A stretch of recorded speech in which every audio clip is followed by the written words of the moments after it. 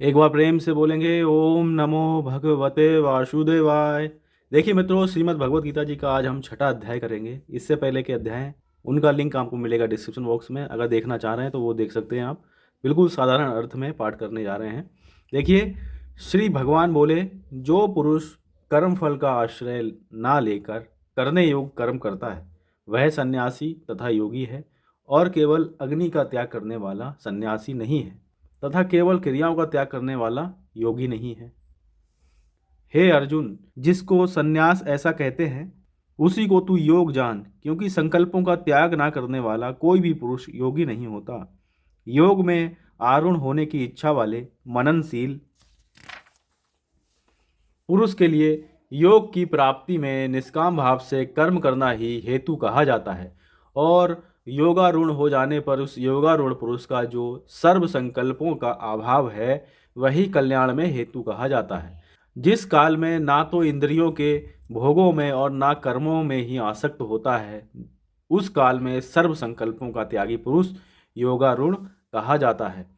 अपने द्वारा अपना संसार समुद्र से उद्धार करे और अपने को अधोगति में न डाले, क्योंकि वह मनुष्य आप ही तो अपना मित्र है और आप ही अपना शत्रु है। इस जीवात्मा द्वारा मनन और इंद्रियों सहित शरीर जीता हुआ है, उस जीवात्मा का तो वह आप ही मित्र है, और जिसके द्वारा मन तथा इंद्रियों सहित शरीर नहीं जीता गया है उसके लिए वह आप ही शत्रु के सदस्य शत्रुता में वर्तता है। सर्दी गर्मी और सुख दुखादि में तथा मान और अपमान में जिसके अंतःकरण की वृत्तियां भली भांति शांत हैं, ऐसे स्वाधीन आत्मा वाले पुरुष के ज्ञान में सच्चिदानंद घन परमात्मा सम्यक प्रकार से स्थित है, अर्थात उसके ज्ञान में परमात्मा के सिवा अन्य कुछ है ही नहीं। जिसका अंतःकरण ज्ञान विज्ञान से तृप्त है, जिसकी स्थिति विकार रहित है, जिसकी इंद्रियां भली भांति जीती हुई हैं और जिसके लिए मिट्टी पत्थर और सुवर्ण समान है, वह योगी युक्त अर्थात भगवत प्राप्त है, ऐसा कहा जाता है। सुहृद मित्र वैरी उदासीन मध्यस्थ द्वेष और बंधुगणों में, धर्मात्माओं में और पापियों में भी समान भाव रखने वाला अत्यंत श्रेष्ठ है। मन और इंद्रियों सहित शरीर को वश में रखने वाला आशा रहित और संग्रह रहित योगी अकेला ही एकांत स्थान में स्थित होकर आत्मा को निरंतर परमात्मा में लगावे। शुद्ध भूमि में जिसके ऊपर क्रमशः कुशा मृगशाला और वस्त्र बिछे हैं, जो ना बहुत ऊंचा है और ना बहुत नीचा, ऐसे अपने आसन को स्थिर स्थापन करके उस आसन पर बैठकर चित्त और इंद्रियों की क्रियाओं को वश में रखते हुए मन को एकाग्र करके अंतःकरण की शुद्धि के लिए योग का अभ्यास करे।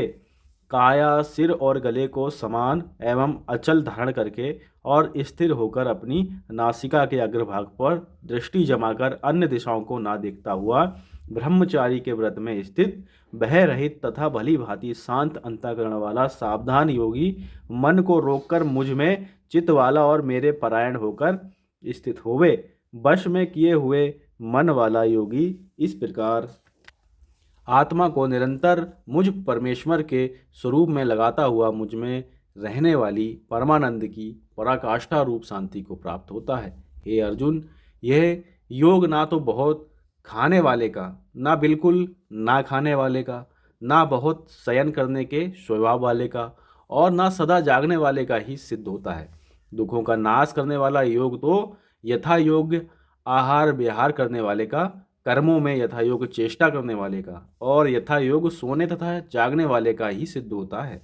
अत्यंत वश में किया हुआ चित्त जिस काल में परमात्मा में ही भली भांति स्थित हो जाता है, उस काल में संपूर्ण भोगों से स्पृहा रहित पुरुष योग युक्त है, ऐसा कहा जाता है। जिस प्रकार वायु रहित स्थान में स्थित दीपक चलायमान नहीं होता, वैसी ही उपमा परमात्मा के ध्यान में लगे हुए योगी के जीते हुए चित्त की कही गई है। योग के अभ्यास से निरुद्ध चित्त जिस अवस्था में उपराम हो जाता है और जिस अवस्था में परमात्मा के ध्यान से शुद्ध हुई सूक्ष्म बुद्धि द्वारा परमात्मा को साक्षात करता हुआ सच्चिदानंद घन परमात्मा में ही संतुष्ट रहता है, इंद्रियों से अतीत केवल शुद्ध हुई सूक्ष्म बुद्धि द्वारा ग्रहण करने योग्य जो अनंत आनंद है, उसको जिस अवस्था में अनुभव करता है और जिस अवस्था में स्थित वह योगी परमात्मा के स्वरूप से विचलित होता ही नहीं, परमात्मा की प्राप्ति रूप जिस लाभ को प्राप्त होकर उससे अधिक दूसरा कुछ भी लाभ नहीं मानता, और परमात्मा प्राप्ति रूप जिस अवस्था में स्थित योगी बड़े भारी दुख से भी चलायमान नहीं होता, जो दुख रूप संसार के संयोग से रहित तथा जिसका नाम योग है, उसको जानना चाहिए। वह योग न उकताए हुए अर्थात धैर्य और उत्साह युक्त चित्त से निश्चय पूर्वक करना कर्तव्य है। संकल्प से उत्पन्न होने वाली संपूर्ण कामनाओं को निशेष रूप से त्याग कर और मन के द्वारा इंद्रियों के समुदाय को सभी ओर से भली भांति रोककर क्रम क्रम से अभ्यास करता हुआ उपरति को प्राप्त हो तथा धैर्य युक्त बुद्धि के द्वारा मन को परमात्मा में स्थित करके परमात्मा के सिवा और कुछ भी चिंतन ना करे।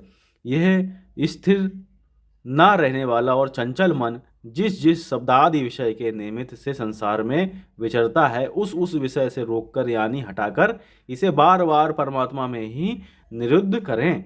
क्योंकि जिसका मन भली प्रकार शांत है, जो पाप से रहित है और जिसका रजोगुण शांत हो गया है, ऐसे इस सच्चिदानंद घन ब्रह्म के साथ एक ही भाव हुए योगी को उत्तम आनंद प्राप्त होता है। वह पाप रहित योगी इस प्रकार निरंतर आत्मा को परमात्मा में लगाता हुआ सुखपूर्वक परब्रह्म परमात्मा की प्राप्ति रूप अनंत आनंद का अनुभव करता है। सर्वव्यापी अनंत चेतन में एक ही भाव से स्थिति रूप योग से युक्त आत्मा वाला तथा सब में संभाव से देखने वाला योगी आत्मा को संपूर्ण भूतों में स्थित और संपूर्ण भूतों को आत्मा में कल्पित देखता है। जो पुरुष संपूर्ण भूतों में सबके आत्मरूप मुझ वासुदेव को ही व्यापक देखता है और संपूर्ण भूतों को मुझ वासुदेव के अंतर्गत देखता है, उसके लिए मैं अदृश्य नहीं होता और वह मेरे लिए अदृश्य नहीं होता। जो पुरुष एक ही भाव में स्थित होकर संपूर्ण भूतों में आत्मरूप से स्थित मुझ सच्चिदानंद घन वासुदेव को भजता है, वह योगी सब प्रकार से वरतता हुआ भी मुझ में ही वरतता है। हे अर्जुन, जो योगी अपनी भांति संपूर्ण भूतों में सम देखता है और सुख अथवा दुख को भी सब में सम देखता है, वह योगी परम श्रेष्ठ माना गया है।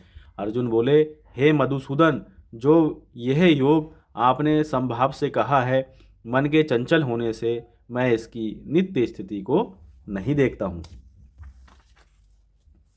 क्योंकि हे श्री कृष्ण, यह मन बड़ा चंचल प्रमथन स्वभाव वाला बड़ा दृढ़ और बलवान है, इसलिए उसका बस में करना मैं वायु को रोकने की भांति अत्यंत दुष्कर मानता हूँ।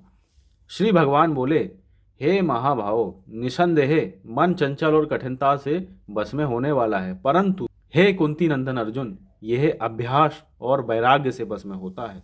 जिसका मन वश में किया हुआ नहीं है, ऐसे पुरुष द्वारा योग दुष्प्राय है और वश में किए हुए मन वाले प्रयत्नशील पुरुष द्वारा साधन से उसका प्राप्त होना सहज है, ये मेरा मत है।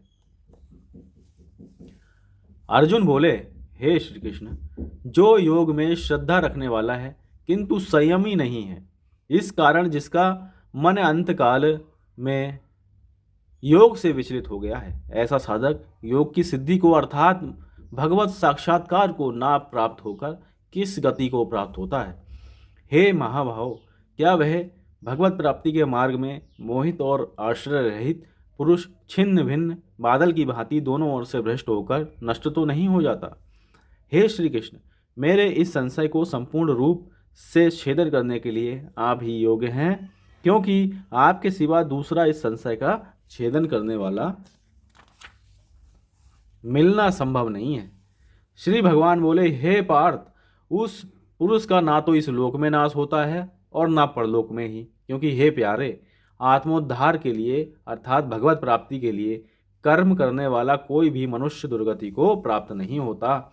योग भ्रष्ट पुरुष पुण्यवानों के लोकों को अर्थात स्वर्ग आदि उत्तम लोगों को प्राप्त होकर उनमें बहुत वर्षों तक निवास करके फिर शुद्ध आचरण वाले श्रीमान पुरुषों के घर में जन्म लेता है। अर्थात वैराग्यवान पुरुष उन लोकों में ना जाकर ज्ञानवान ऋषियों के ही कुल में जन्म लेता है, परंतु इस प्रकार जो ये जन्म है सो संसार में निसंदेह अत्यंत दुर्लभ है।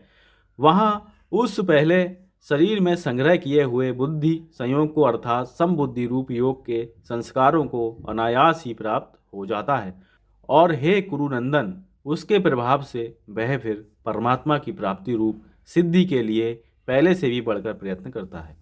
वह श्रीमानों के घर में जन्म लेने वाला योग भ्रष्ट पराधीन हुआ भी उस पहले के अभ्यास से ही निसंदेह भगवान की ओर आकर्षित किया जाता है तथा समबुद्धि रूप योग का जिज्ञासु भी वेद में कहे हुए सकाम कर्मों के फल को उल्लंघन कर जाता है।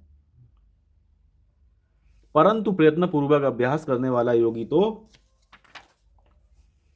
पिछले अनेक जन्मों के संस्कार बल से इसी जन्म में संसिद्ध होकर संपूर्ण पापों से रहित हो फिर तत्काल ही परम गति को प्राप्त हो जाता है।